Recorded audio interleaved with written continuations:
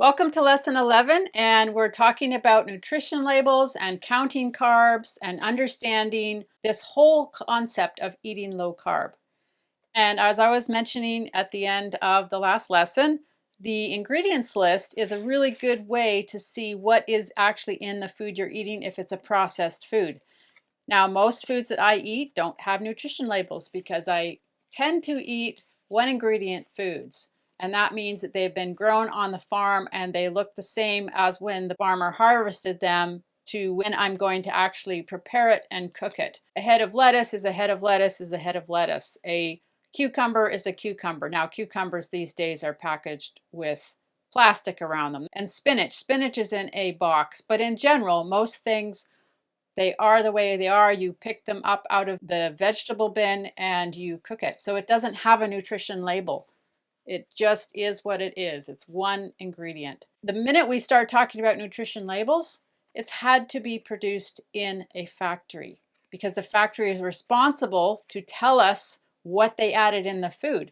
The farmer hasn't added anything other than the fertilizer and yes, maybe pesticides, but they haven't added anything to that head of lettuce. They don't need to tell us what's in it. This is because a factory is adding things to food, and I'm glad they actually have to tell us. It's required by law for them to tell us what's in the food. That's the ingredients list. Now there's nutrition labels. Also, a factory is required to create nutrition labels, and those nutrition labels are very standardized. When I was doing the snack demonstration and I was cutting out the nutrition labels from all these snacks, I was noticing they're very, very standardized. They have to be, a certain width, like the actual format of the nutrition label is very standardized. And they have to have items in a certain order also. Usually starts with the quantity, serving size, the calories, the fat, and cholesterol, and a little bit further down you see carbohydrates. So when you're looking at a nutrition label in the future, start looking at just two things. Ignore the calories. This doesn't help with weight loss. I have proven it. Calorie counting didn't work for weight loss. So you're looking at the quantity and you're looking at the word carbohydrate. Those are the two things we want to see. So if we get our weigh scale out, this particular one is 250 milliliters. So if you had a measurement, volume measurement, but if it was related to weight, you could get your weigh scale out, and then you're going to be able to see how many carbs is in whatever you're weighing. And that's how you can start to look at carbs instead of calories. You're looking at the quantity and what does it compare to. So maybe you're at home right now. You can go and get a packaged product out of your cupboard, and maybe you've never looked at the carbs label. Up until 3 years ago, I had not looked at carbs, hardly at all. I had always looked at the word calories. So write the name of the snack you have in your house, for instance, and look at the nutrition label on the snack, and look at the serving size, and then look at under carbohydrates. It's just two things we're looking at, the serving size and the carbohydrates. Now, serving size is an interesting topic. And I've had these discussions with my daughter. I buy Dijon mustard maybe every 2 years, and I use it maybe 3 times. And they determined at the factory and where they sourced the glass jar for it, they determined that that was what they wanted to give me. I never go through it. I always feel bad about it. And then it expires, or actually maybe Dijon mustard doesn't expire for a while, but I don't use it very often. And there are other things that I just need a little bit, and they've decided the portion that I should buy. And I understand we only want a little bit. Well, they can't give me a tiny vial of Dijon mustard. So they give us a certain amount. So if you think in your fridge, lots of those condiments, you don't actually use very much of them, and they just fill up the fridge. And you wish, why can't they give me a tiny bit? Same idea for this, but it's in some ways opposite. So I didn't want very much of the Dijon mustard. When I look at a portion size of snacks, popcorn, 1 cup or something like that. And it's like, I'm going to have 10 cups of popcorn if I was going to have popcorn. So this is very good to see the serving size plus the carbohydrate. You don't just take a bag of chips and look only at the carbohydrate line because it's not for the whole bag of chips. It's only for part of that. So you have to be really aware of the quantity. What do they say in the quantity is for the amount of carbs that are in there? For a granola bar or a protein bar or things like that, it might say serving size whole bar, or it might say, something like that. And it's like, okay, the package is the serving size. Then if it says a carbohydrate amount, you know that that whole package is that amount of carbohydrates. I hope this is making sense. So write down the carbs in that snack and repeat this for other nutrition labels that you have. Now, I only mentioned snacks here because in general, snacks tend to be processed foods, tend to be in a box or a package. This is a quick overview that I find very helpful for understanding how many carbs to have if you want to try keto, if you want to try low carb, for weight loss and for weight maintenance. So for keto, aim for under 15 grams of carbs a day.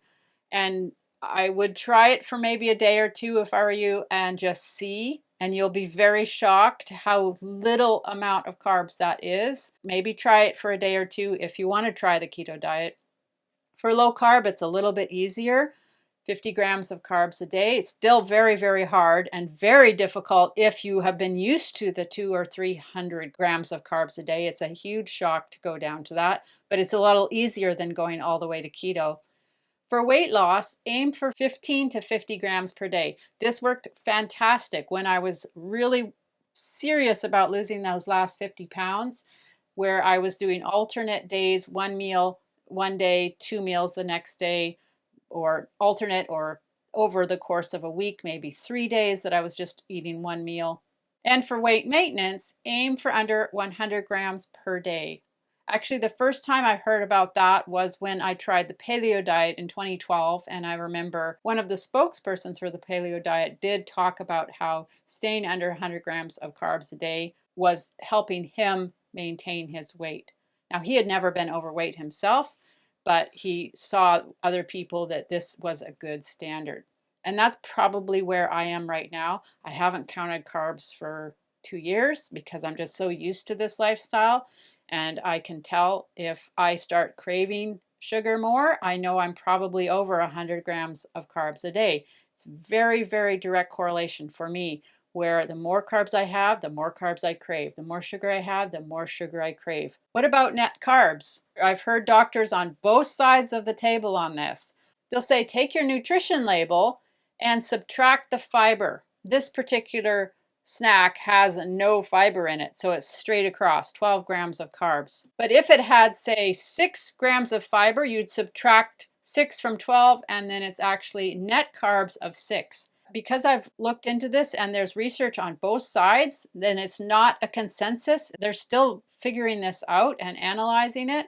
To me, because they haven't figured it out, I'm going to figure it out for myself and say, if I'm eating 216 grams of carbs a day and I have some fiber, it's not subtracting from this amount of carbs. This is still entering my body. This will help slow it down, but I'm still eating so many carbs. So to me, it's splitting hairs. If you're just going to be eating, say, this amount of carbs a day, adding fiber in to slow this down, you're still going to be doing pretty good.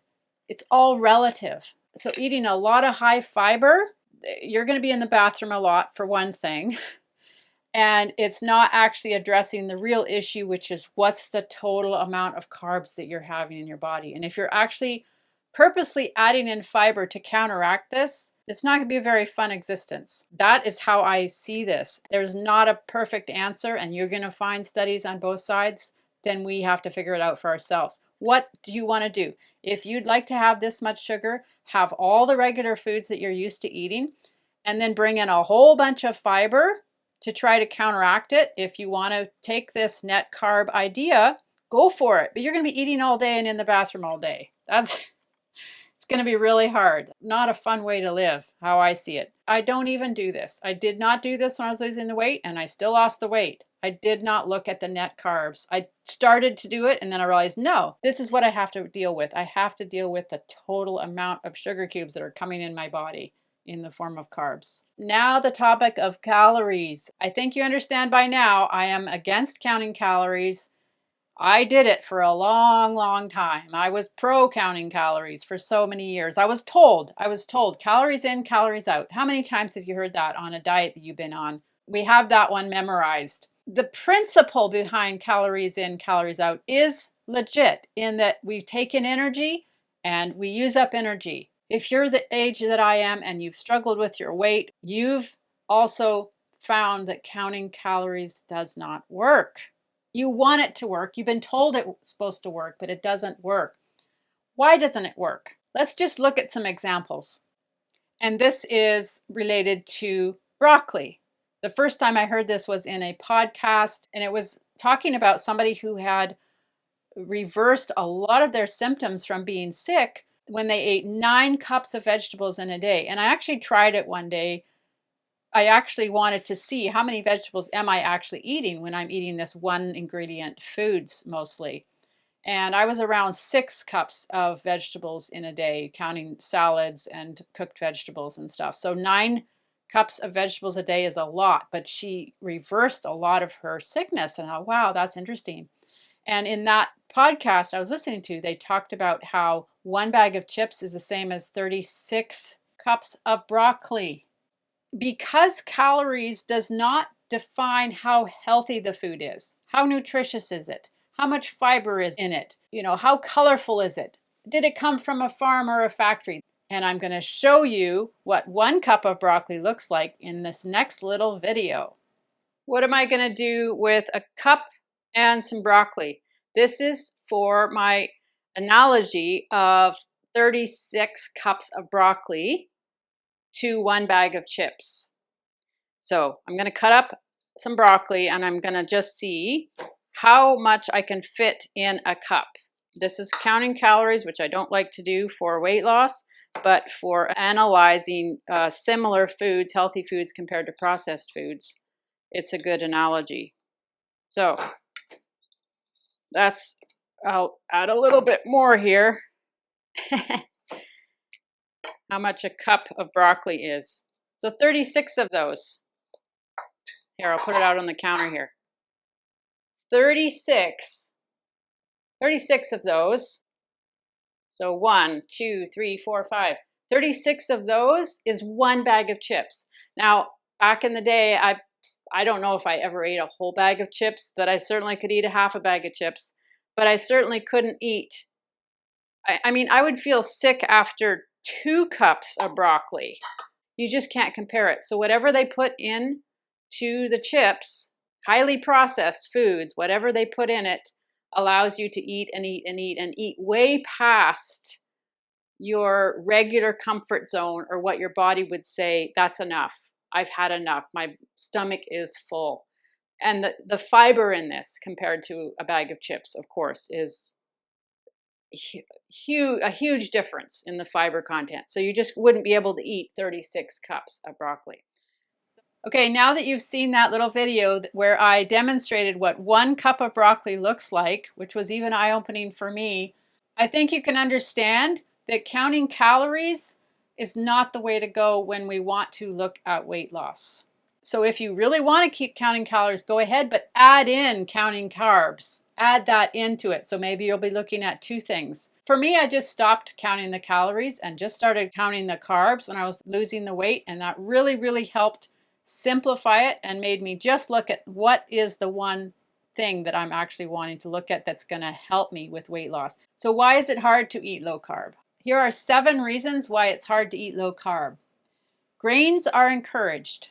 They're normal in the food pyramid. They take up the majority of the base of the food pyramid. Fiber has usually been removed from grains. That's how you get the whiter color. If you have had whole grain rice and white rice, the whole grain has the fiber, it's not white. If you have whole wheat flour compared to regular flour, one is white and one is not white. So the fiber has been removed to make it white. That's the pure starch, the pure sugars. It's encouraged. Eating high carb is encouraged. If we've got Valentine's Day coming, well, there's a lot of sugar, or Easter, or Christmas, or Halloween. All of these holidays and celebrations have a lot of sugar and a lot of high carb foods as part of the celebration. Comfort foods. The term comfort foods, interestingly, I had a cookbook at one point in time that was called the Comfort Food Cookbook. The majority of them were starch-based, grain-based types foods. I have not gone into hormones very much other than talking about insulin. And the dopamine hormone, you do get a boost, and there is research to back this, that sugar is as addictive as cocaine, if not more addictive than cocaine. And so you do get a dopamine boost. And I totally have experienced that because I have decades of eating so much sugar, and I do get a boost. It is a comfort when I have those high carb foods. That is legitimate. Number 6, when something is low salt or low fat, sugar is added to make it taste better. This was a new concept that I did not understand. And as I researched it more and realized that, oh yeah, if we're going to take out salt in order to have something as low salt or low fat throughout the times when, in society, we went through the low fat stage, we went through the low salt stage, thinking that was healthy and realizing, oh, that actually wasn't as healthy as we thought it was.